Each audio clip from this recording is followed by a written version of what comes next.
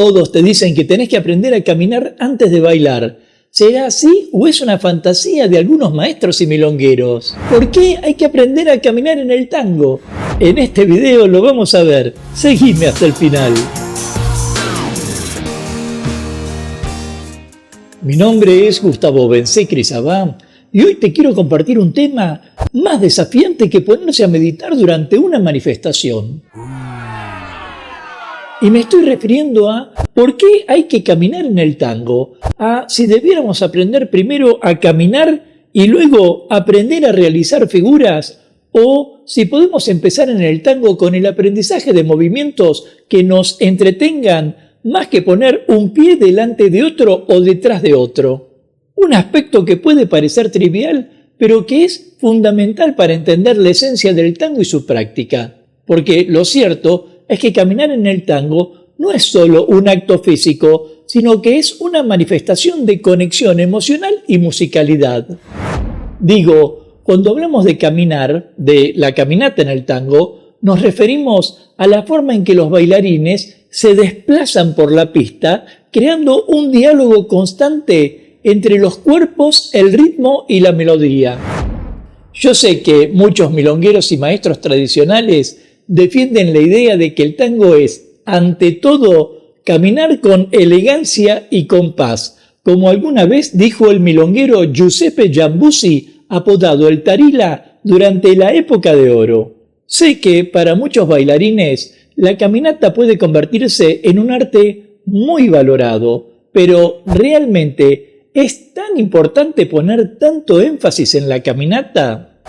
Y la verdad es que debiéramos analizar estas cuestiones para no repetir las mismas frases que se vinieron machacando a lo largo de los años dentro del ambiente. Digo, si no se entiende cómo caminar, terminás construyendo un castillo de naipes que a la menor brisa se te viene abajo.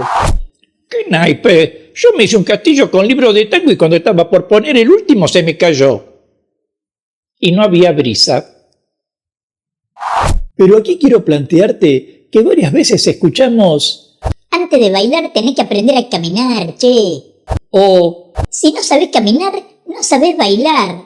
Pero en ninguno de estos lugares te explican el por qué hay que empezar por caminar o por qué no toman por otro camino. Más aún, algunos maestros señalan que este énfasis en la técnica, en el aprender la caminata antes que cualquier otra cosa, es un invento de los que no quieren profundizar en el tango o de aquellos que no alcanzaron ciertas destrezas. Y entonces se quedan en lo básico, en lo más primitivo, que sería la caminata propiamente dicha. Sin embargo, desde otro punto de vista, me animaría a decir que caminar no es una limitación, sino una liberación. Es el medio por el cual el bailarín se expresa, se conecta y se deja llevar por la música. Como si te dijera que cada paso cuenta una historia y esa historia comienza con una caminata. Y agregaría que caminar en el tango también es un acto de elegancia. Allí se puede ver la cadencia, la gracia con la que cada uno se mueve en la pista y el modo en que cada uno anda, ya como pato tonto y arrogante o como gato delicado y astuto, pero dueño de un estilo inconfundible. A mí mi mujer me dice que caminando soy como un centauro, medio animal. Ahora, si me preguntaras de dónde viene esta costumbre de tener que caminar el tango, te diría que fue parte de un proceso histórico, un concepto que, a mi juicio, surgió presumiblemente en 1913, cuando se inauguró el tango salón o tango de salón, que pretendía un baile de tango que fuera elegante y social y que dejara atrás un pasado callejero, un concepto por el que se anularon las figuras como los cortes, que eran detenciones abruptas que podía hacer un bailarín para demostrar su destreza, como, por ejemplo, levantar una pierna y agitarla en el aire, o cuando se anularon las quebradas, que eran figuras en las que podía doblarse la cadera de la mujer hasta para acercarla al piso. Una serie de movimientos que debió prohibirse en función de evitar que la pista se convirtiera en un verdadero campo de batalla, donde el menor roce podía iniciar el principio de una pelea y el segundo ya establecía una riña de gallos sin escalas. De allí que surgió la necesidad de uniformar a los bailarines en una caminata, precisamente para evitar que las pistas se convirtieran en un caos y que los bailarines terminaran por encontrarse en una fiesta de insultos y trompadas, y para que todos se sintieran al mismo nivel y ninguno por encima de otro.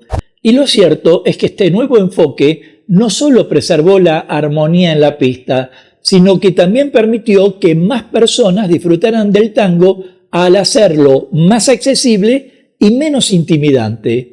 Quiero decir, caminar se convirtió en la clave para un tango más armonioso, donde el respeto por el espacio y por la pareja se volvieron cruciales.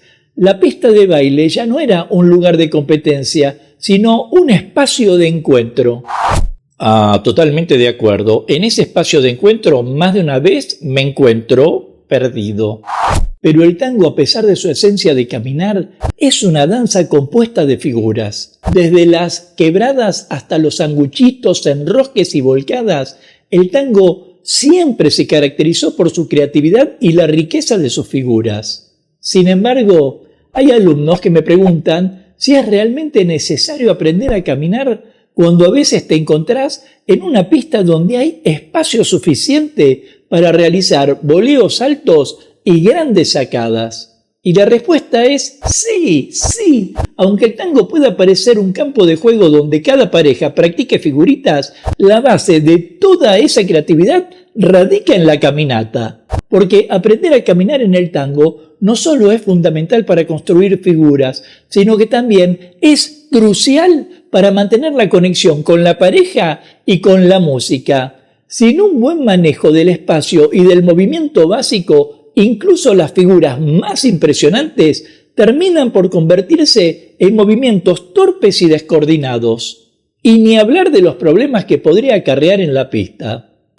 Además, caminar de manera controlada y elegante, por ejemplo, puede anticipar los movimientos de otros bailarines, evitando colisiones y manteniendo la armonía del baile. Pero para ello hay que estudiar. Ya en este mismo canal te mostré 15 errores que suelen cometerse en la caminata de tango. Digo, cuando se tiene espacio en la pista, obviamente que es tentador dejarse llevar por la emoción y lanzarse a realizar figuras complejas, pero debiéramos repensar si estamos bailando, si estamos conectados con nuestra pareja o si simplemente estamos jugando. Y no lo digo de manera peyorativa.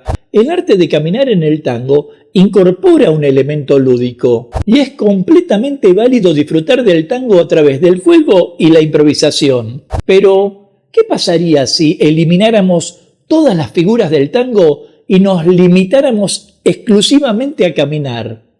Respuesta: el tango se habría muerto y se habría muerto de aburrimiento. Como bien me dijo un viejo bailarín alguna vez, nadie se hizo famoso en el tango caminando. Y lo cierto es que, aunque esta afirmación parezca dura, refleja una verdad.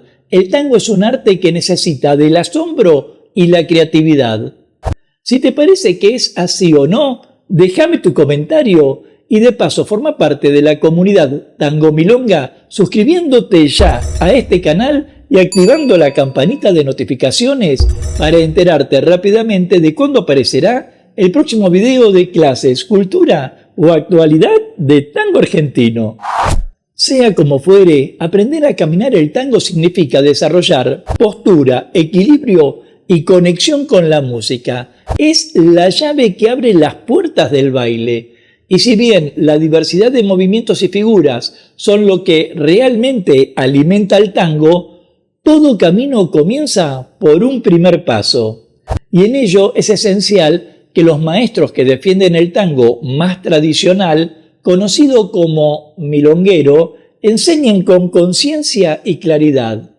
Esto quiere decir que si bien el tango es un arte cuya base es la caminata, debiera reconocerse que va mucho más allá de simplemente caminar. Por eso, me parece que en el aprender y enseñar tango, debiéramos abrazar tanto la caminata como las figuras, reconocer que todo nos enriquece, que cada elemento es esencial y que en la danza la combinación de todos esos detalles es lo que crea la verdadera magia, porque de lo que estamos hablando es de qué modo nos comunicamos y para qué.